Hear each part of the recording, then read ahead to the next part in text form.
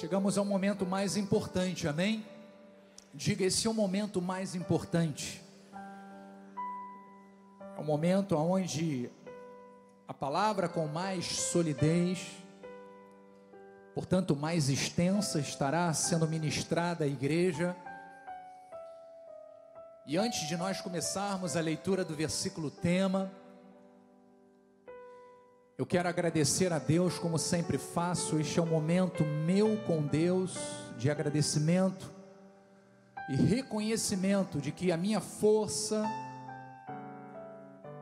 a minha sabedoria, o conhecimento, o entendimento, a coragem, tudo isso vem de Deus. 0% do Bispo Sérgio e 100% de Deus. É assim que você deve agir também e andar, crendo que na sua vida é 100% Deus em tudo. Eu quero também agradecer ao nosso apóstolo Miguel Ângelo, que nos assiste neste momento, juntamente com a nossa bispa primaz, doutora Rosana. Obrigado pelo carinho, pela confiança de estar sobre este altar santo. Quero agradecer também à minha família, aos ministros, aos obreiros da casa do Pai, aqueles que trabalham na frente e por trás dos bastidores para que este culto aconteça por excelência. O meu carinho a cada um de vocês, e é claro, ao povo de Deus presencialmente, e aqueles por motivos geográficos não podem estar aqui conosco presencialmente.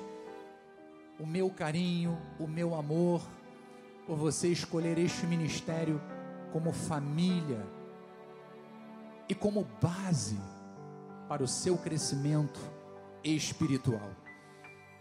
Então, o tema deste dia: 6 coisas o Senhor aborrece, a 7ª a sua alma abomina. O versículo tema está lá em Provérbios 6, 16 a 19. Vamos acompanhar do telão. Aqueles que tiverem a apostila ou estiverem com a sua Bíblia, por favor, façam isso. Deixa eu só antes perguntar: está muito frio? Olha, uns falam que está, outros falam que não.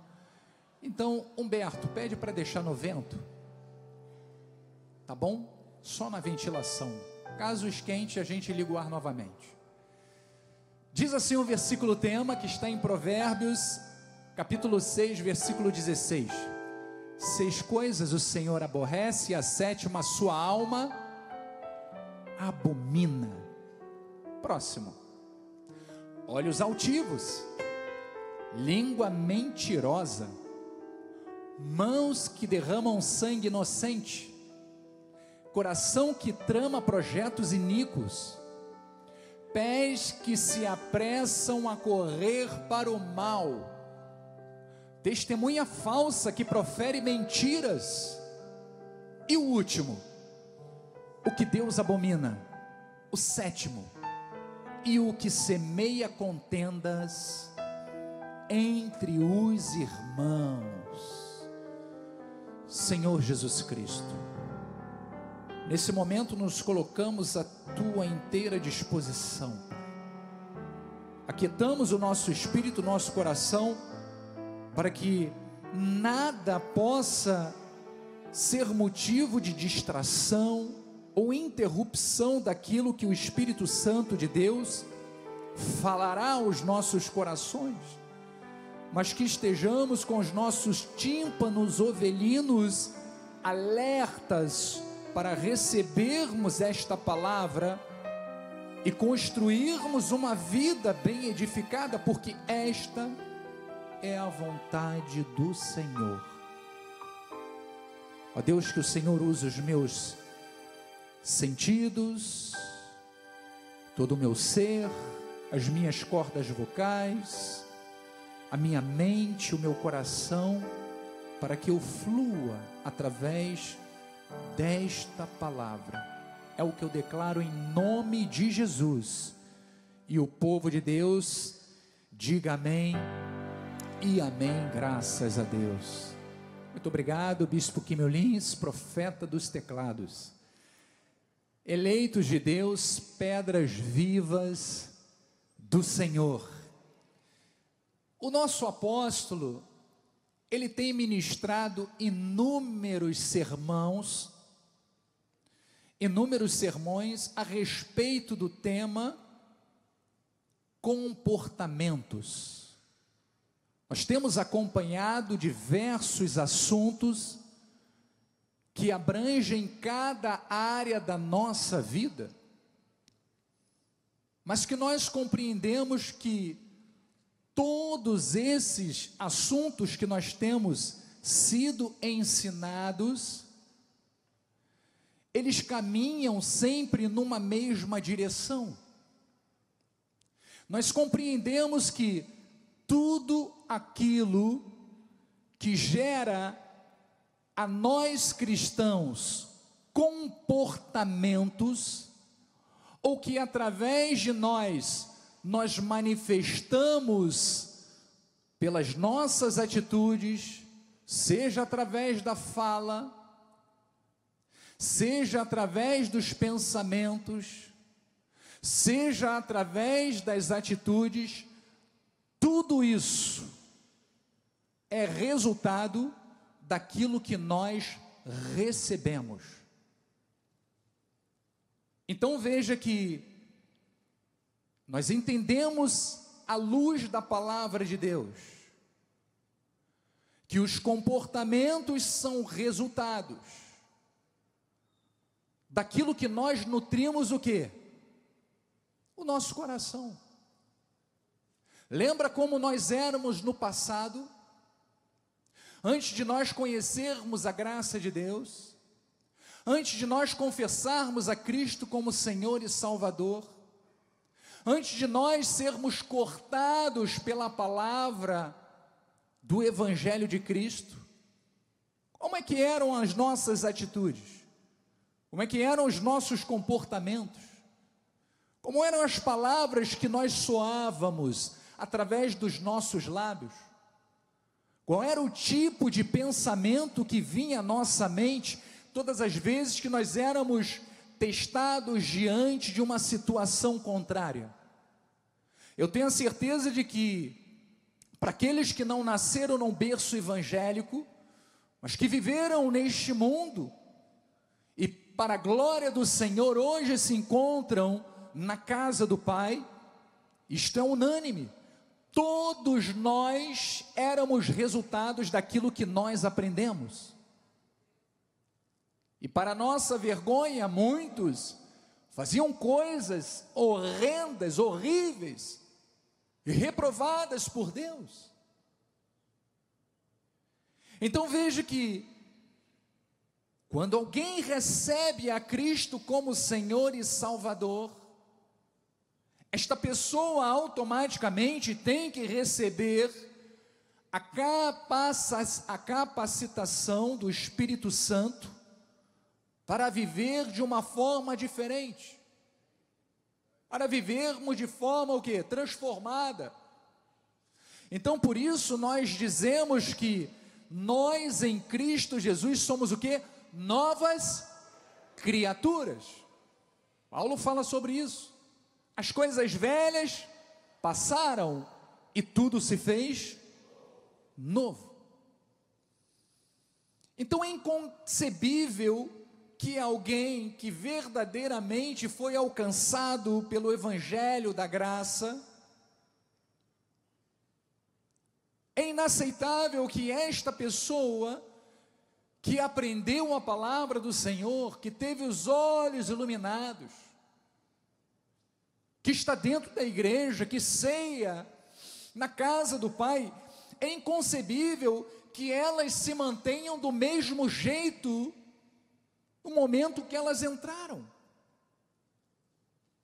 Sabe por quê? Porque o Evangelho tem o poder de nos confrontar. O Evangelho, ele tem o poder de nos moldar, de nos realinhar com os valores eternos de Deus. Então veja que quem foi alcançado por esta graça poderosa, e aqueles que foram, digam amém aí no seu lugar. Precisa alinhar os seus passos, precisa alinhar a sua mente, o seu coração, as suas atitudes aos princípios de Deus. Porque olha, aonde a palavra foi semeada, tem que haver frutos. E aonde há frutos, tem que haver evidências de transformação. Veja o que Jesus disse em Mateus 7, 17 em diante. Ele diz assim: assim toda árvore boa, você é árvore boa, diga amém. O que ela tem que produzir? Bons frutos. Porém a árvore má, ela produz o quê? Frutos maus. Agora, não pode a árvore boa produzir frutos maus. Claro que não, porque ela é uma árvore boa. E a árvore boa, ela produz bons frutos. Por que ela produz bons frutos? Lembra que nós fomos enxertados na videira verdadeira? Você foi enxertado. E a seiva que corre por esta oliveira, por esta videira verdadeira, ele passa também pelos seus ramos, e você faz parte desses ramos. Então aquilo que Cristo produz através do seu Espírito Santo que está na tua vida, tem que fazer você produzir bons frutos. E ponto final. Por isso ele disse, olha, não pode a árvore boa produzir frutos maus, ou nem a árvore má produzir frutos bons, não pode. Por quê? Ora, próximo. Assim, pois, pelos frutos os conhecereis. E ele diz, olha, nem todo o que me diz, Senhor, Senhor, entrará no reino dos céus, mas aquele que faz o quê? A vontade de meu Pai, que está nos céus. Então, Jesus estava falando, ele estava dizendo que não basta a pessoa falar que recebe, sabe, a autoridade de Deus, que recebe a palavra, não basta você decorar versículos, não basta. Lembra quando Jesus foi tentado no deserto? Quem tentou Jesus foi o próprio diabo, Satanás. E ele falou que ele se utilizou de quê? Da palavra, de versículos. Então, o que nós estamos entendendo é que não basta eu frequentar a igreja, não basta eu saber versículos decorados, não basta eu falar frases decoradas, não. É necessário vivermos de acordo com a vontade do Pai. Então, fazer a vontade do Senhor significa ter um estilo de vida no qual a pessoa pratica a vontade de Deus. E o que é a vontade de Deus? É o padrão moral de Deus. Veja que nós vivemos um tempo onde os padrões morais estão sendo o quê? Constantemente relativizados, banalizados. O certo parece duvidoso, o errado muitas vezes é celebrado com júbilo. Nós estamos vendo isso. Pessoas falarem, olha, o que é um assalto de celular para tomar uma cervejinha no final de semana, isso é certo? Claro que não. Mas a todo tempo estamos vendo através das mídias, do mundo aí fora, mudarem os conceitos, os valores, os padrões. E nós, como filhos de Deus, não podemos deixar com que os padrões do mundo tomem os padrões que Deus determina na palavra dele para as nossas vidas. Porque se somos filhos de Deus e árvores boas, independente do solo aonde estivermos plantados, você tem que frutificar bons frutos. Não importa onde você esteja. Então, diante disso, amados, é essencial voltarmos os nossos olhos para a palavra de Deus, pois só na palavra de Deus nós encontramos o caminho da salvação. Só na palavra de Deus nós adquirimos o discernimento, o conhecimento, a sabedoria necessária para praticarmos aquilo que é agradável a Deus e nos desviarmos daquilo que desagrada ao Senhor, que entristece o espírito. Nós vimos em Provérbios 6, 16 a 19, acabamos de ler, o sábio Salomão, inspirado por Deus, ele nos entrega uma lista de advertências que nós não podemos, negociar, nós não podemos brincar, porque elas são reprovadas por Deus. E veja que não se trata apenas de comportamento moralmente errados, não, mas são atitudes que Deus detesta profundamente.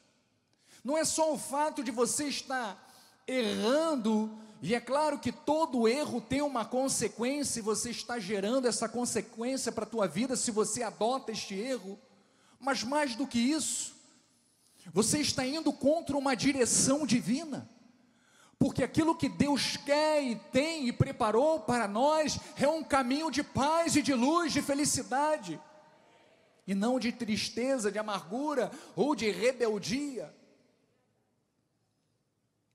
Mas veja que Deus deixa bem explícito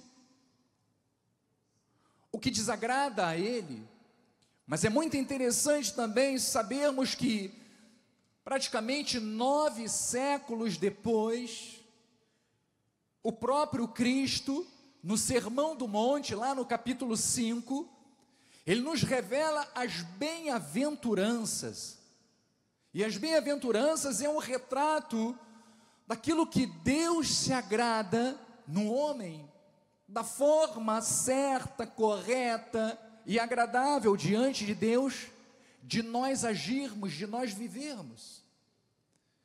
Então, aonde Provérbios denuncia aquilo que destrói, Mateus proclama aquilo que edifica. Aonde Salomão revela aquilo que Deus rejeita, Jesus aponta aquilo que Deus recompensa. Então vamos percorrer essa lista de 7 atitudes condenadas por Deus, mas ao mesmo tempo enxergar como cada uma delas encontra um contraponto nas bem-aventuranças de Jesus. Então, quais são as 6 coisas que o Senhor aborrece, que está lá em Provérbios 6, e que a 7ª diz a palavra que a sua alma abomina? Vamos começar pela primeira: olhos altivos. Então veja que Salomão aponta olhos altivos, mas Jesus em Mateus diz humildes de espírito. Então veja que o sábio, ele fala que este sentimento, o orgulho, a exaltação do eu, o prepotente, a soberba, a autossuficiência, a arrogância, isso são sentimentos reprováveis diante de Deus. Talvez alguém diga: bispo, eu já fui assim no passado, mas graças a Deus, através do Evangelho eu sou nova. Glórias a Deus por isso. Glórias a Deus por isso. Então veja que o orgulhoso é aquele que se considera superior, é aquele que se considera melhor, mais importante, e olha com desprezo para os outros, para os demais irmãos. E mais, geralmente o orgulhoso, ele se coloca acima de qualquer correção. O orgulhoso, muitas vezes, nós estamos aqui dentro, do santuário, ouvindo a palavra, meditando no crescimento que Deus está direcionando as nossas vidas. O orgulhoso diz: isso não é para a minha vida, isso eu não preciso, eu já sei de tudo. E muitas vezes a gente anda pelos corredores e vê, ou sentado na cantina, ou lá fora conversando, porque acha que aquilo que está sendo ministrado não é importante para a sua vida. Olha, muitos andam desse jeito. Mas veja que eu estou falando de aspectos comportamentais que Deus reprova. Isso é muito sério, igreja. Então veja que lá em Provérbios 16, 18 diz: a soberba, o que precede? A ruína. E a altivez do espírito? A queda. Então veja que o resultado desse tipo de comportamento é o fracasso.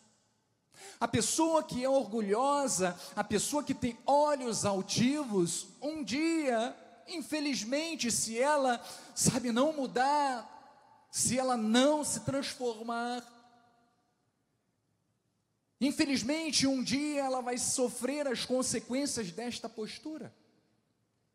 Porque o soberbo, ele acaba se arruinando e se afastando as pessoas do seu entorno, porque ninguém tem vontade de conviver com alguém que se acha superior aos outros. Essa é que é a verdade. E veja que isso não se trata, de aparência, mas de um coração, diz a palavra, altivo. Então Deus, ele resiste o que é o soberbo. Deus, ele não negocia, ele não aceita este tipo de comportamento, e Tiago explica isso dizendo: Deus resiste aos soberbos, mas dá graça aos humildes. Então veja que aquilo que Deus espera de nós é humildade.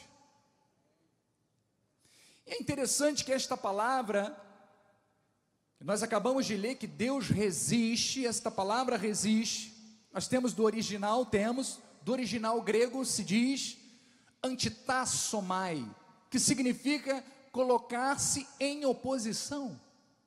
Então o que Tiago estava dizendo é que Deus se coloca em oposição ao soberbo, ao altivo, e diz: toma posição contrária como um exército que se opõe a outro. Então veja que da mesma forma que Deus, ele se coloca de forma contrária ao soberbo, ele se opõe ativamente a este tipo de comportamento. Por outro lado, ele se derrama com bondade, com ajuda, com favor a quem recebe, com humildade. Aquele que acata a palavra de Deus e com humildade vive esta palavra. Então Jesus, ele em contraste, ele começa mostrando, através destas bem-aventuranças, mostrando a exaltação de uma vida humilde espiritualmente. Humilde espiritual é aquele que reconhece de que nós somos totalmente dependentes de Deus, e que diante do Pai, todos nós somos iguais. Eu não sou melhor que você, você não é melhor que eu posso até ocupar posições diferentes da sua, mas diante de Deus, o mesmo sangue que me salvou é o mesmo que te salvou. Amém? Então isto mostra que diante de Deus somos todos iguais. Não tenho que me achar melhor do que ninguém. Vamos lá, Mateus 5,3, que diz: bem-aventurados os humildes de espírito, porque deles é o reino dos céus. Então a verdadeira vida cristã, ela começa com um coração quebrantado, um coração humilde, não com arrogância ou superioridade, porque a humildade, amados, ela é o solo aonde o reino de Deus se manifesta. Todo servo de Deus tem que ser humilde. Mas quem não aceita a correção, quem despreza os mais simples, ou nunca reconhece os seus erros, revela um espírito altivo, que na verdade é o oposto daquilo que Deus valoriza. Então, igreja, o reino de Deus, ele começa, mais uma vez eu digo, com o coração quebrantado, com o espírito humilde, e não com olhos altivos e soberbos. Então, como cristãos cortados pela graça, nós devemos ter este modus operandi. A nossa vida tem que testemunhar isso, igreja. Em todos os lugares, não é só dentro da igreja, é no trabalho, é em casa, onde você estiver. As pessoas têm que olhar para você e identificar: ali está um humilde, ali está um servo do Senhor, ali está alguém diferente deste mundo. É isto que Deus quer de nós. Veja que Paulo, ele nos recomenda: revesti-vos, pois, como eleitos de Deus. Quantos aqui são eleitos de Deus?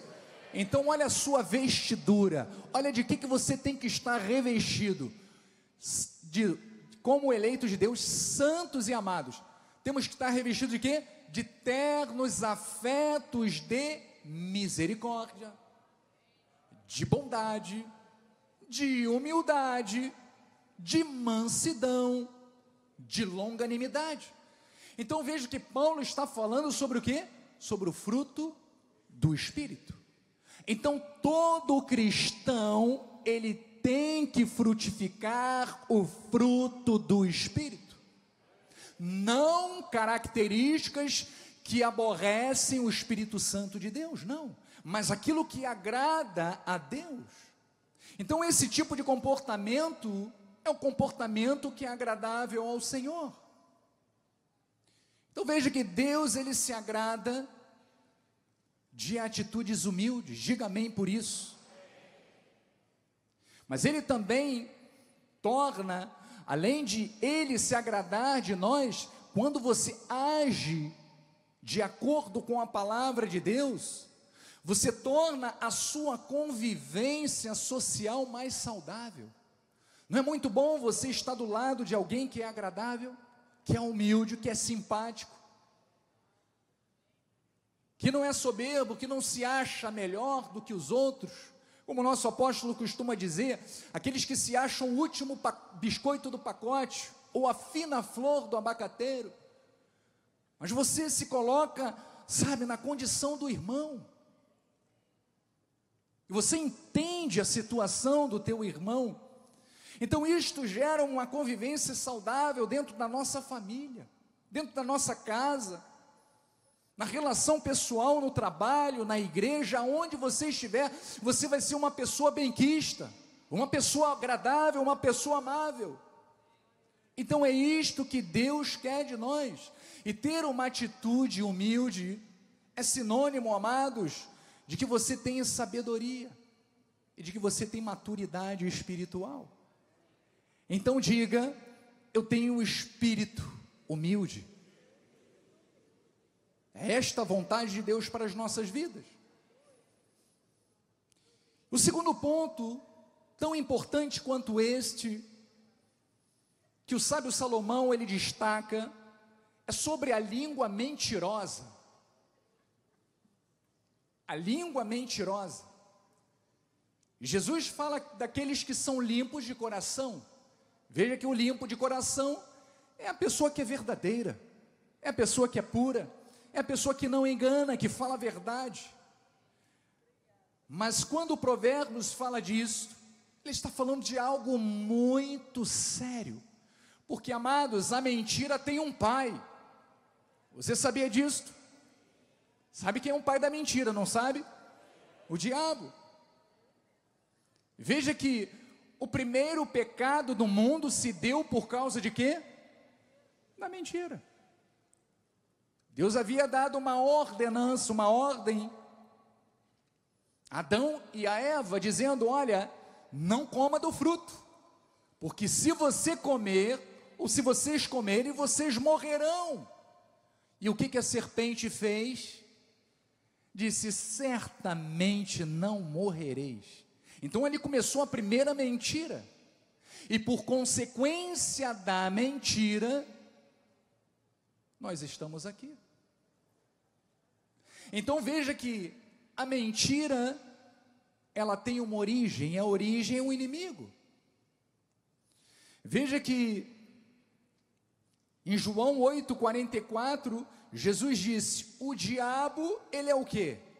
Ele é o pai da mentira. Então veja que a mentira, ela é mais do que uma simples falha de conduta. Ela é um desvio de caráter e uma afronta ao próprio Deus, cuja essência é a verdade. O que Jesus disse? Eu sou o caminho, a verdade e a vida.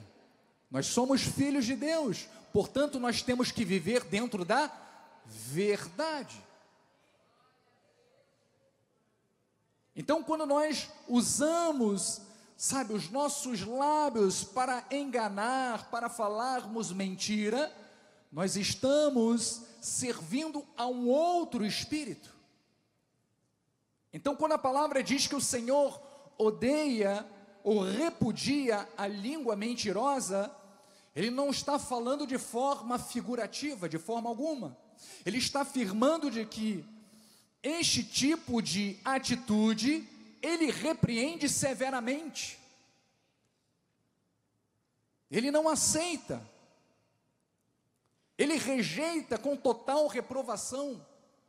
Então, amados, não dê lugar à mentira na sua vida, jamais.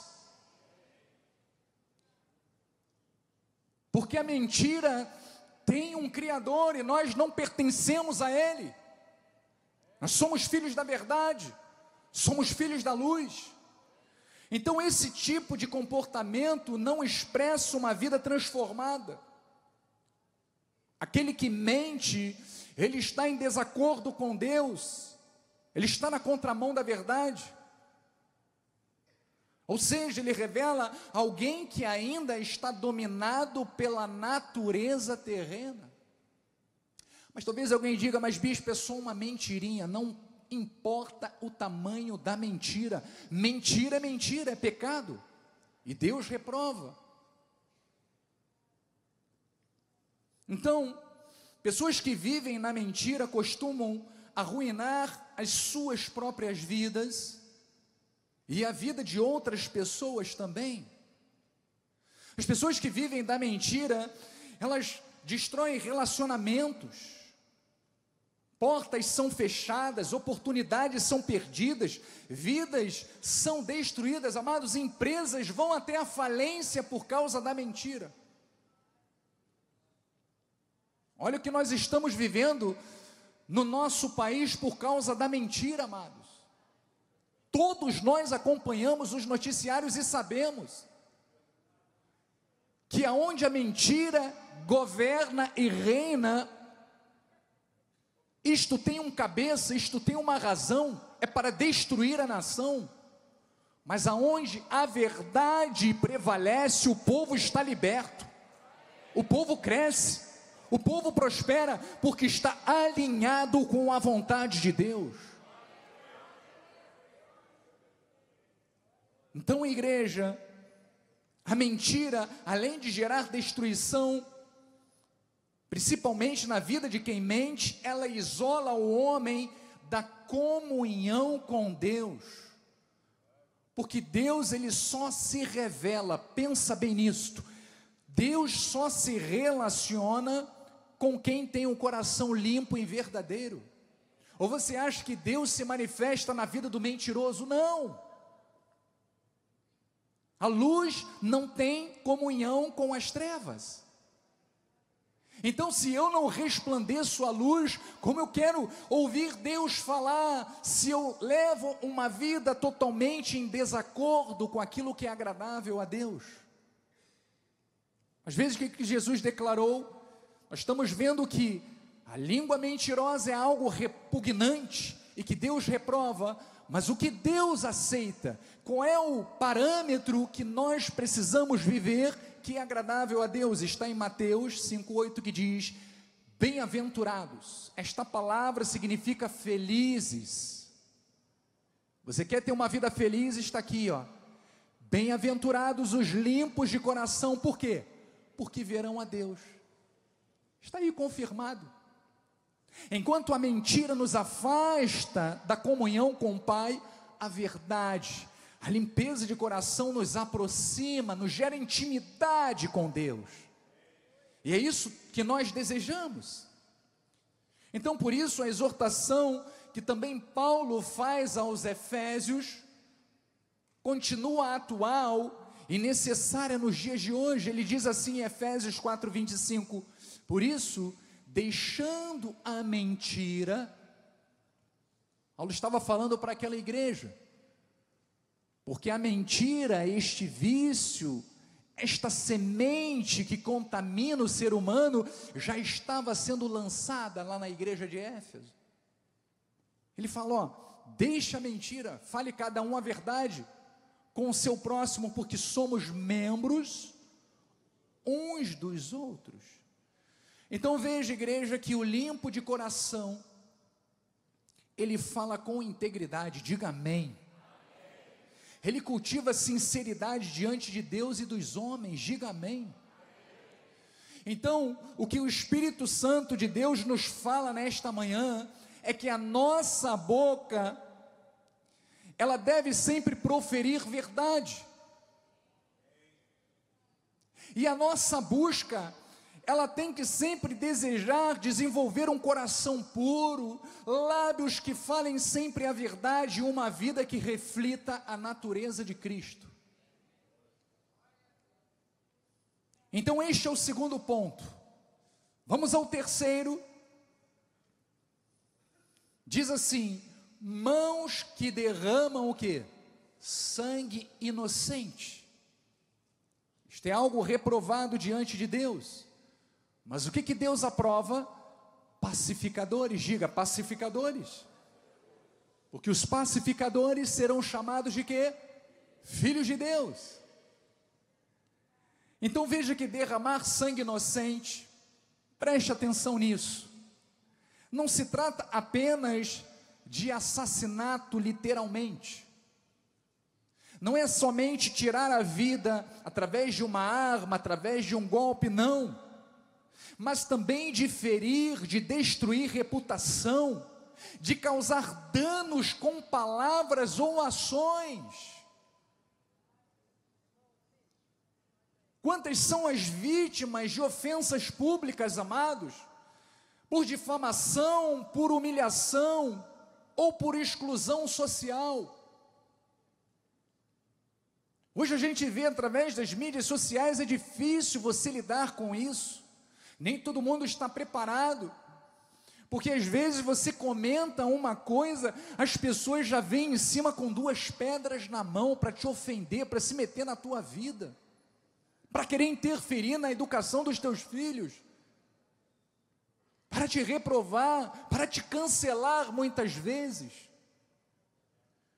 E veja que pessoas já chegaram a tirar a sua própria vida por não aguentarem o peso emocional de uma calúnia ou de uma humilhação pública. Nós tivemos um caso de uma menina há pouco tempo, que não aguentou a pressão e acabou se suicidando.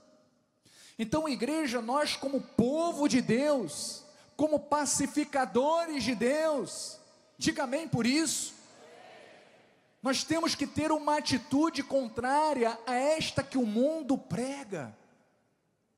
Deus nos chamou para sermos pacificadores, E pacificador é aquele que é reconciliador, amados. É aquele que proclama paz. Veja o que Mateus 5,9 diz: bem-aventurados os pacificadores, porque são chamados filhos de Deus. Voltamos mais uma vez ao versículo lá do início de João, que diz: olha, se eu sou árvore boa, significa que eu sou filho de Deus. Eu tenho que produzir bons frutos, porque o pacificador, ele age para curar feridas, para restaurar relacionamentos e preservar a vida. A nossa presença, amados, deve pacificar, deve gerar paz, serenidade a qualquer situação que esteja à nossa volta. Sabe por quê? Porque nós possuímos o Espírito Santo de Deus.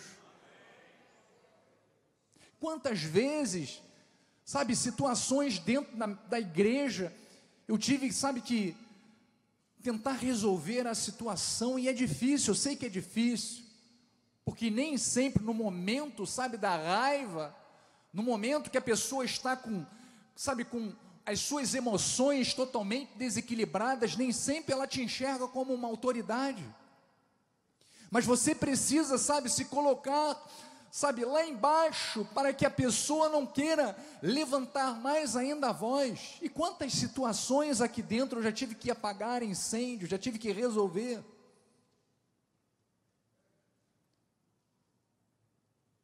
Mas eu não me importo de ter que me humilhar, eu me importo de ser útil para a vida daquela pessoa, para que ela compreenda que a atitude que ela está tomando é uma atitude errada, e ela se reconcilie com Deus, ela se arrependa daquele erro.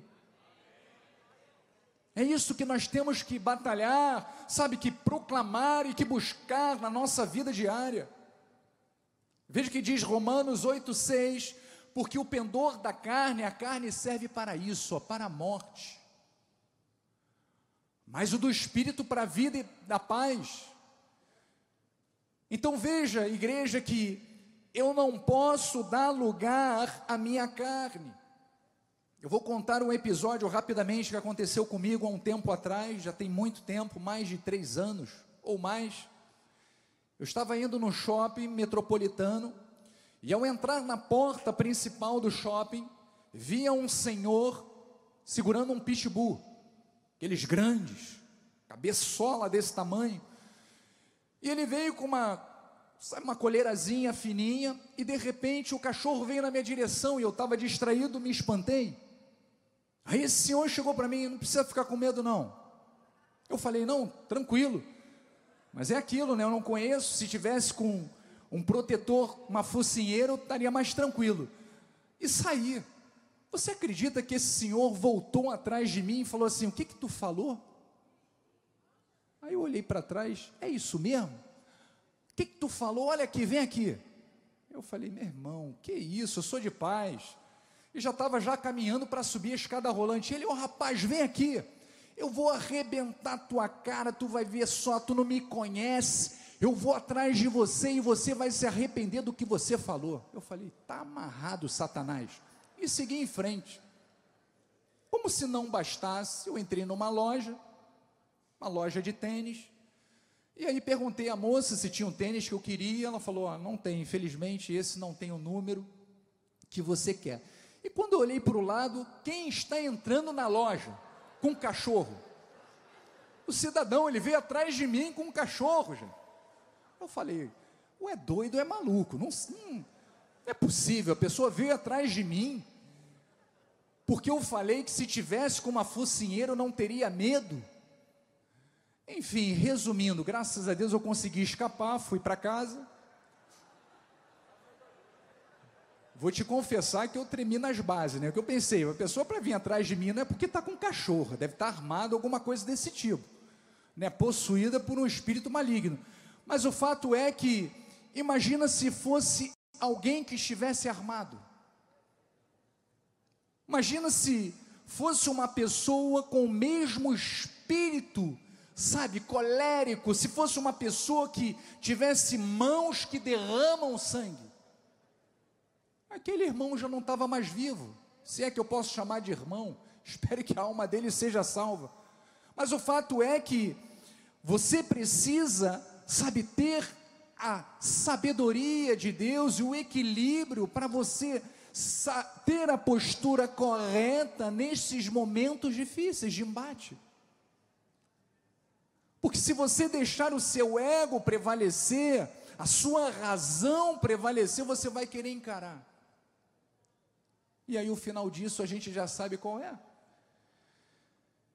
Então nós precisamos ter esta sabedoria. O que Jesus nos ensina é justamente isso, que sejamos pacificadores. Veja o que diz em Efésios, capítulo 4, versículo 13: esforçai-vos diligentemente por preservar a unidade do Espírito no vínculo da paz. É fácil? Não, é difícil. Por isso Paulo diz, olha, você tem que se esforçar. Ser cristão não é moleza, amados. E cada vez mais vai se tornar mais difícil. Porque o apelo do mundo é totalmente contrário àquilo que Deus fala na palavra. Mas o fato é que nós estamos aqui para sermos obedientes a Deus. E para pregarmos o vínculo da paz, nós somos pacificadores. Então veja que ser um pacificador não é fácil, mas exige de nós esforço, diligência. É você conciliar quando há alguém em contenda. É aconselhar uma família, um amigo ou alguém que você sabe que precisa de ajuda, e você buscar sempre agir com mansidão, com sabedoria, para que esta pessoa possa entender aquilo que é bom, aquilo que é agradável para a vida dela. Então diga, eu escolho ser um pacificador. Vamos para o quarto ponto. Olha, o sábio diz que coração que trama projetos iníquos.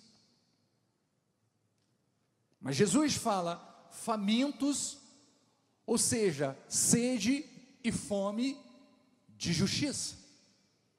Então veja que Deus, Ele não apenas vê o exterior do homem, mas Ele sonda os pensamentos mais ocultos, e Ele conhece as intenções lá do coração. Então a Bíblia afirma que Ele abomina o coração que trama projetos iníquos. Ou seja, aquele que, mesmo antes de agir, já alimenta intenções malignas, planos de maldade, de conspiração contra o próximo. Pessoas que pensam, sabem, em fraudar, em ser envolvidos com questões corruptas. Veja que todo pecado, ele começa com uma intenção. A pessoa, ela não começa a trair o esposo ou a esposa, sabe, da noite para o dia.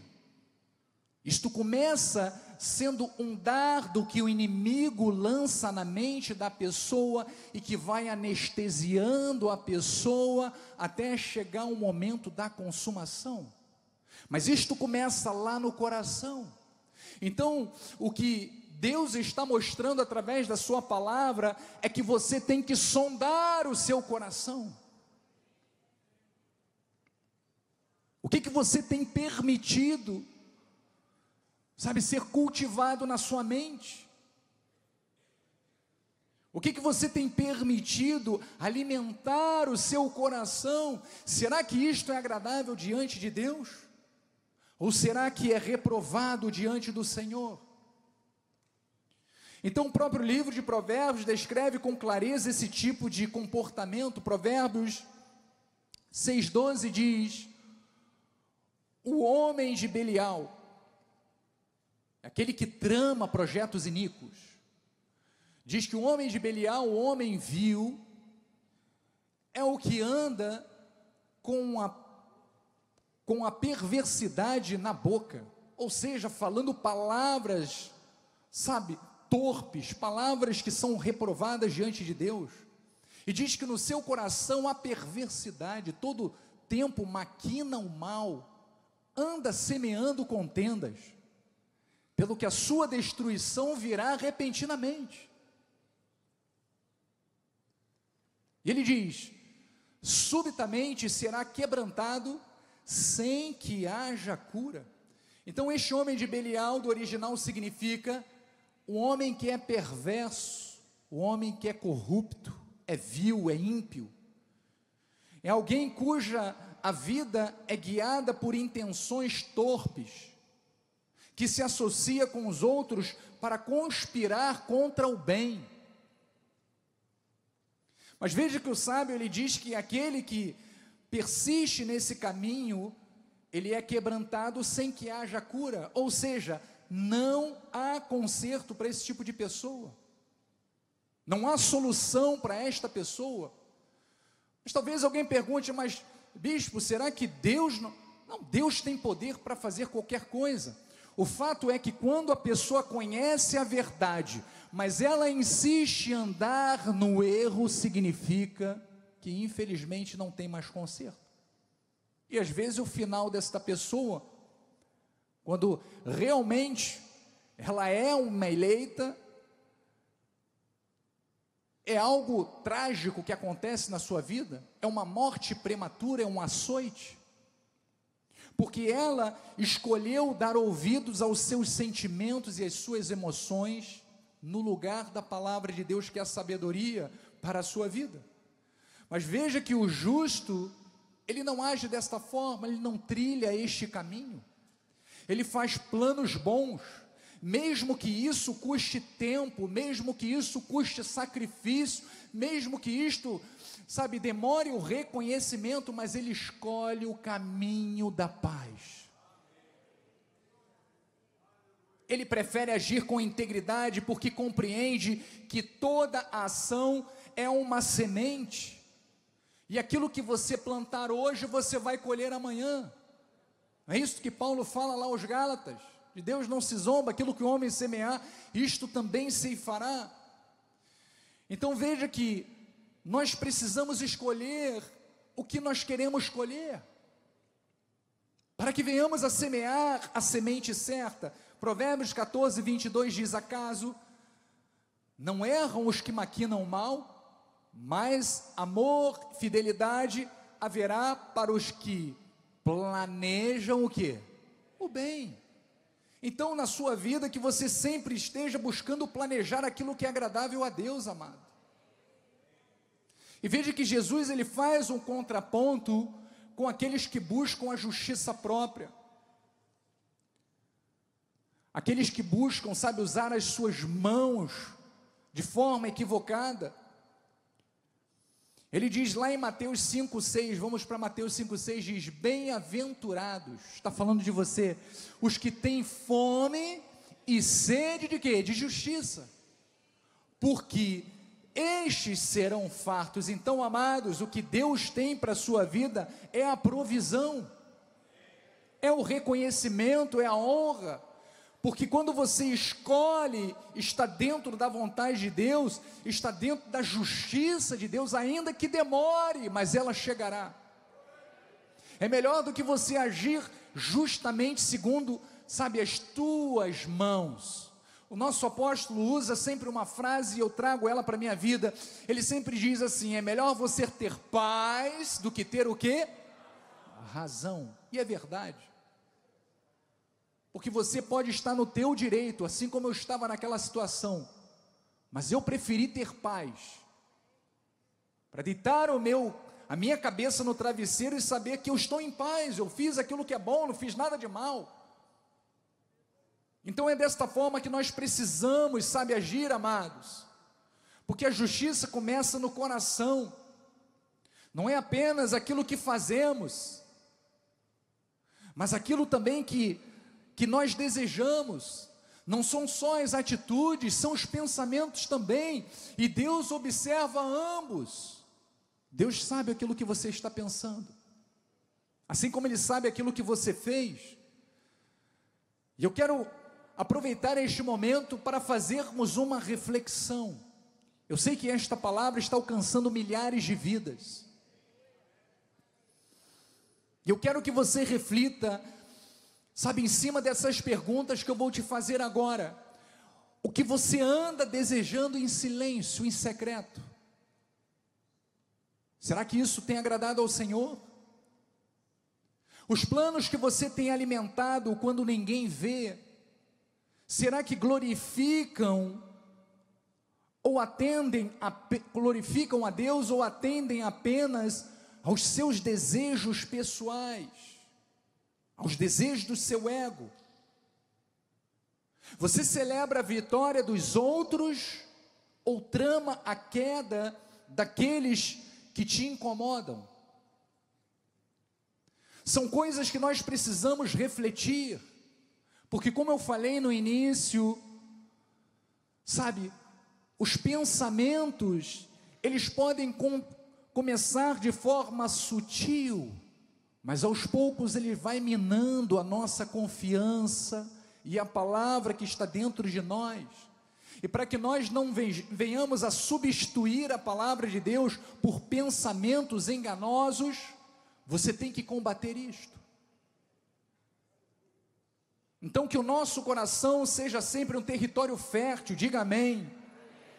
Um território que busque sempre a justiça de Deus, que busque sempre a paz e o bem-estar comum. Porque veja, Jesus falou que aqueles que têm fome e sede de justiça, esses serão fartos. Vamos para o quinto ponto, já estamos seguindo para o final. O sábio fala sobre aqueles que têm pés que correm para o mal. Mas Jesus diz que existe um povo que persegue a justiça.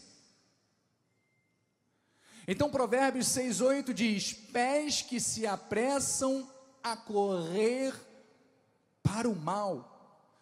Isso significa que existem pessoas que buscam o mal com prazer, que se deleitam de estar, sabe, frequentando ambientes totalmente errados, inóspitos, contrários à natureza de Deus. Pessoas que se divertem, sabe, de viver em pecado.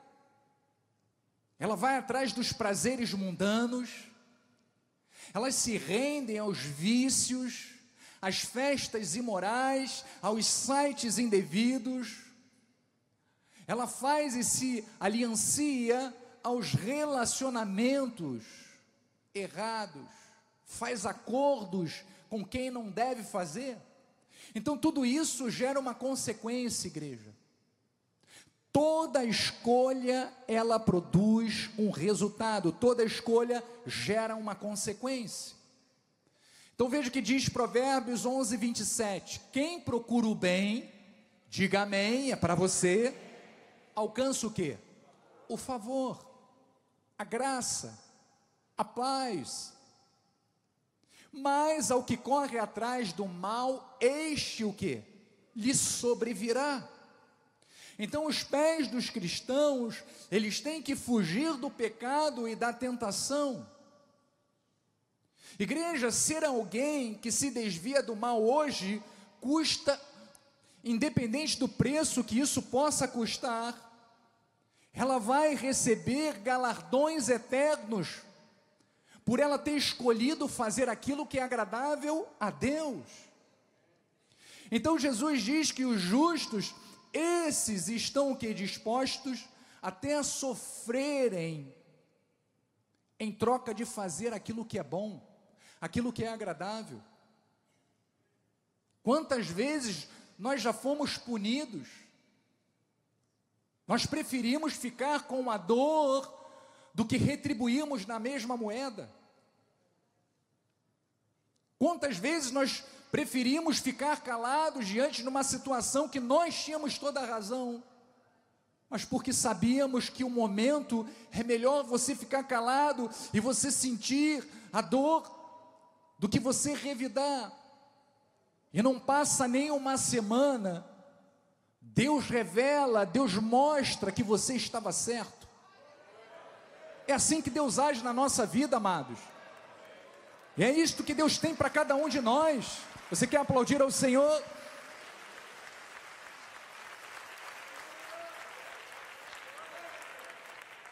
Porque o sábio, ele é cauteloso, diz Provérbios. Provérbios 14:16 diz assim: o sábio é cauteloso e desvia-se de quê? Do mal. Você observa, sabe, pelo Espírito, Deus fala ao teu coração. Às vezes é uma situação que você, sabe, entra de forma equivocada, você não conseguiu identificar no começo, mas Deus fala ao teu coração: sai dessa, não entra por aí, não se associa a essas pessoas, não se assenta na roda desses escarnecedores. Isso é o Espírito Santo falando no nosso coração, e automaticamente, nós que temos um coração que persegue a justiça, nos desviamos do mal. Veja que diz Mateus 5:10, bem-aventurados os perseguidos por causa da justiça, porque deles é o reino dos céus. Então esse versículo destaca que aqueles que sofrem perseguições por viverem conforme a vontade de Deus, esses são os verdadeiramente abençoados. Porque olha, a perseguição aqui não é por atitudes erradas, mas por causa da nossa fidelidade aos valores do reino, por nós sermos fiéis à verdade de Deus, à justiça e à integridade. E Jesus, ele assegura que, embora possamos ser rejeitados pelo mundo, esses terão como herança o reino de Deus. Então vale a pena sofrer pelo Evangelho, amados. Porque olha, esse ensino nos convida a sermos firmes, sabe, na prática da justiça, mesmo que isso traga oposição ou sofrimento, porque muitas vezes, ao recusarmos, ou a recusarmos a participarmos de práticas injustas, seja no ambiente de trabalho, ou a defender valores cristãos diante de críticas, o cristão pode ser mal interpretado. O cristão muitas vezes ele é zombado, e muitas vezes é perseguido, e até perdem oportunidades, amados. Quantos de nós perdemos oportunidades por negarmos aquilo que é errado, por não aceitarmos aquilo que é errado, por aceitarmos e ficarmos do lado da verdade? Quantos de nós? Mas vale a pena, amados. Na verdade, nós não estamos perdendo, nós estamos ganhando, porque ficar do lado da verdade é sempre prevalecer, amados. Então, os que permanecem fiéis à justiça, a palavra de Deus nos diz que são bem-aventurados aos olhos do Senhor. 2 de Timóteo 3,12 diz, 2 Timóteo 3,12, tem? Isso. Ora, todos quantos querem viver piedosamente em Cristo Jesus, serão o quê? Perseguidos. Então a perseguição faz parte da vida cristã, amados. Mas o que eu quero dizer é que nós possamos, que cada um de nós, possamos nos lembrar de que a nossa recompensa, ela não está na vantagem deste mundo. A nossa recompensa não está naquilo que o mundo pode oferecer. A nossa recompensa está na certeza de que o reino dos céus nos pertence. E que nós precisamos prevalecer junto à verdade. Sexto e penúltimo ponto, já estamos caminhando para o final.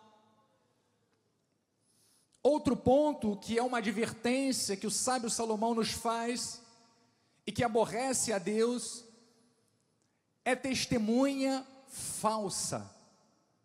Mas Jesus diz que injustiçados por causa da verdade é uma virtude. Provérbios 6,9 diz: testemunha falsa que profere mentiras. Então veja que falsas acusações arruinam vidas, é verdade. Deus odeia isso.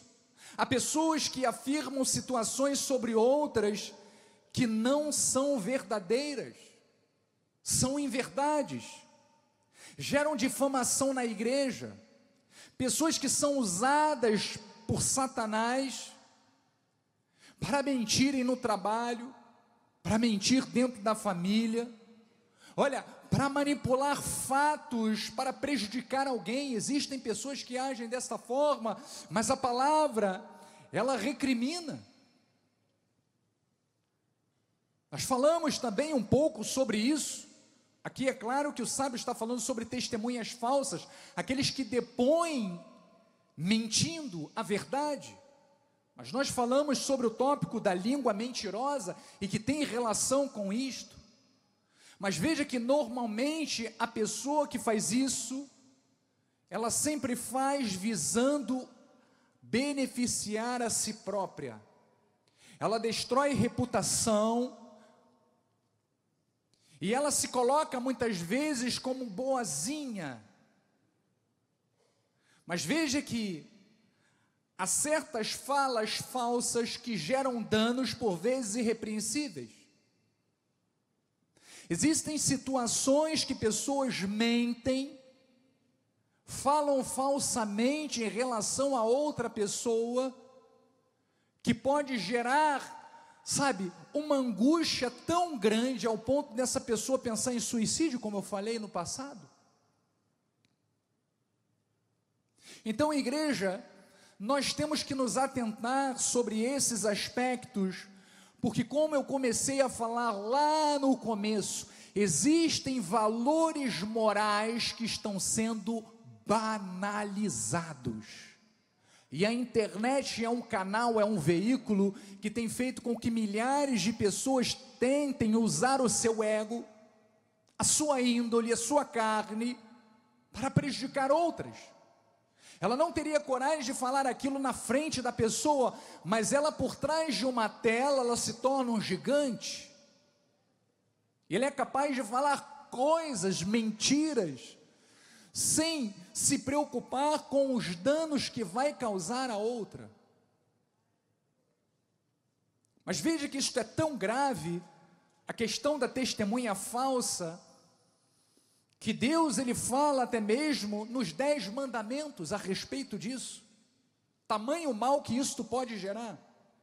Mas vamos ver o que diz em Provérbios 19:5, diz: a falsa testemunha, ela não fica impune. O mentiroso jamais ficará impune, amados. E o que profere mentiras, esse não escapa do juízo de Deus. Ele pode escapar do juízo do homem, assim como muitos estão lá no governo escapando do juízo do homem, mas não escaparão do juízo de Deus. Jamais escaparão. Então, igreja, a palavra de Deus nos alerta que a testemunha falsa, ela não ficará impune. Mas deixa eu trazer a você uma palavra. Ela pode escapar do julgamento humano, mas não escapa do tribunal de Deus. Mas e talvez alguém diga: mas bispo, e aquele que sofre o dano? Jesus nos consola, amado. Jesus nos consola e nos conforta daqueles que sofrem as falsas acusações. Sabe por quê? Porque o Senhor é o nosso juiz, e é Ele quem há de julgar as nossas causas, e mais, é Ele quem há de recompensar aqueles que perseveram na verdade, amados. Deus vai te honrar, Deus vai nos honrar. Veja o que diz Mateus 5,11, diz: bem-aventurados sois quando por minha causa vos injuriarem e vos perseguirem e mentindo disserem todo mal contra vós. Próximo. Regozijai-vos e exultai, porque é grande o vosso galardão nos céus, pois assim perseguiram os profetas que viveram antes de vós. Então veja que isto não está acontecendo agora, isto sempre aconteceu. Mas a nossa certeza é que o Deus a quem nós servimos é o justo juiz, Ele é o nosso advogado, o nosso paracleto. Então que sejamos, amados, usados para livrar almas do sofrimento. Esta é a missão do povo de Deus, que a nossa vida seja sempre motivo de alegria para o nosso Deus. Além de ser um reflexo da luz de Cristo, que nós venhamos a trazer esperança a todos aqueles que o Senhor colocar no nosso caminho. E quando a perseguição nos atingir por causa do Evangelho, da verdade, que você se lembre sempre que há um galardão eterno reservado para você, para nós, para aqueles que permanecem fiéis até o fim. Há um galardão para você, há uma recompensa para a tua vida. E nós chegamos ao último ponto, que aquele que semeia contendas, e que o sábio diz que isto o Senhor abomina. As outras ele aborrece, mas isto ele abomina. E Jesus fala no Sermão do Monte a respeito dos misericordiosos. Então veja que Deus ele leva muito a sério quando alguém causa briga, quando alguém causa divisão entre os irmãos. Preste bem atenção nisso. Ele abomina esse tipo de atitude. Sabe por quê? Porque este tipo de atitude destrói a comunhão. Este tipo de atitude, ela destrói e enfraquece o corpo de Cristo. O que Jesus falou? Ele disse que reino dividido, casa dividida, o que acontece com ela? Ela não subsiste. Então a divisão, a contenda tem sido uma arma do inimigo para tentar destruir famílias, para tentar destruir ministérios, para tentar destruir vidas, amados, e você precisa estar atento, porque quando nós damos ouvidos àqueles que geram contendas, ou seja, o caluniador, aquele que fala mal, aquele que é o fofoqueiro, nós estamos sendo cúmplices de mais obras. Isto está tão errado quanto aquele que fala. Porque olha, a contenda, ela é como uma semente ruim, amados. Ela contamina. Ela é como um fruto podre que você coloca num cesto, ainda que as outras frutas estejam, ó Deus, limpas, mas com o tempo ela vai contaminando. Então nós não podemos permitir que esse tipo de sentimento faça parte do nosso convívio, porque essa semente, ela pode ser uma fofoca disfarçada de preocupação, sabe, aquela que, poxa, você, sabe aquele irmão, ou aquela irmã, eu não tenho visto ele na igreja, você sabe o que aconteceu? Tu não sabe da maior. Sabe onde eu vi ele? Onde eu ouvi? Então assim, é claro que nós devemos perguntar pelos nossos irmãos, porque existe até um trabalho que nós fazemos nos lares, pessoas que não conseguem vir à igreja por um determinado motivo, por uma razão, e o ministério, ele tem esta missão, sabe, de confortar, de saber, de cuidar das ovelhas. Mas este é o propósito, não é difamar, não é falar mal, não é contaminar. Porque veja em Provérbios 16, 28, o homem perverso espalha contendas, e o difamador separa os maiores amigos. Talvez alguém diga, poxa, lembra aquele irmão, eles viviam muito juntos, de repente cada um foi para o lado, o que houve? Porque a fulana, ela contou isso dele, é mesmo? Então, amados, nós precisamos, sabe, ter olhos iluminados, nós precisamos ter sensibilidade espiritual, para sabermos o que nós podemos falar e como falar, o que falar. Então esse tipo de pessoa se torna um instrumento do inimigo para destruir relacionamentos, amizades, casamentos, como eu falei, grupos no ministério, destrói até sociedades, amados.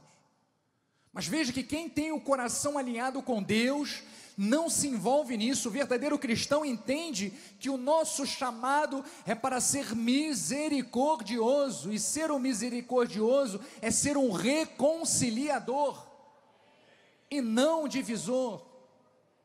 Vamos a Mateus 5,7 diz: bem-aventurados misericordiosos, porque alcançarão misericórdia. Então, o misericordioso é aquele que tem sabedoria, não para alimentar fofoca, diga amém. Mas ele sabe se calar quando necessário, e fala com graça, com amor, quando precisa corrigir. Ele corrige com amor, não corrige com ódio, não chama atenção, não dá cajadada no irmão, não, é com amor. Ele não expõe o erro do irmão para se sentir superior, não, mas ele ora pelo irmão, ele ora pela irmã, ele aconselha, ele acolhe, e sempre com o desejo de restaurar e não de derrubar. Essa é a diferença. Então é exatamente isto que Paulo nos exorta na carta aos Efésios. Nós terminamos com esses versículos, que diz assim: rogo-vos, eu faço desta oração de Paulo a minha oração. Rogo-vos, pois eu, prisioneiro no Senhor, que andeis de modo digno da vocação a que fostes chamados. Você foi chamado por uma santa vocação. Você foi chamado para ser luzeiro nesta terra. Você foi chamado para ser sal e luz nesta terra, para dar sabor a outras vidas. E ele diz: como é que eu dou sabor? Como é que eu sou luzeiro? Como é que eu exerço o meu chamado? Com toda a humildade e mansidão, com longanimidade, suportando-vos uns aos outros em amor. Próximo. Esforçando-vos diligentemente por preservar a unidade do Espírito no vínculo da paz. Você recebe isto para a tua vida? Diga: eu recebo isto para a minha vida, para a minha família. E aonde eu estiver, aquilo que eu fizer e aquilo que eu pensar, seja para que a minha vida seja um exemplo, seja um modelo de quem promulga o Espírito da paz. Assim seja. Essa é a vontade de Deus para o seu povo. Vamos aplaudir ao Senhor? Santo Deus, Deus seja louvado. Vamos ficar de pé. Eu vou dar a bênção final. Estenda suas mãos para o altar. A minha esposa está chegando, Bispa Nacional. Nos dê a honra da oração da bênção final. Glória a Deus. Estenda suas mãos para o altar. Senhor, graças te damos, Pai, por essa palavra tão preciosa que foi liberada sobre as nossas vidas nesta manhã. Sairemos da tua casa em paz, com alegria e certos de que frutificaremos esta palavra, Pai. Que sejamos sal e luz nesta terra, que todos vejam Cristo formado em nós. Senhor, envia anjos para que ministrem em nosso favor, para que nos guardem, nos livrem de todos os males desse mundo, Pai. Acampa os teus anjos, Senhor, ao nosso redor. E que a tua graça, a tua paz, as doces consolações do teu Espírito Santo se manifestem hoje e eternamente em nossas vidas. E aqueles que recebem, digam amém, amém e amém. Graça e paz. Uma semana muito abençoada em nome de Jesus.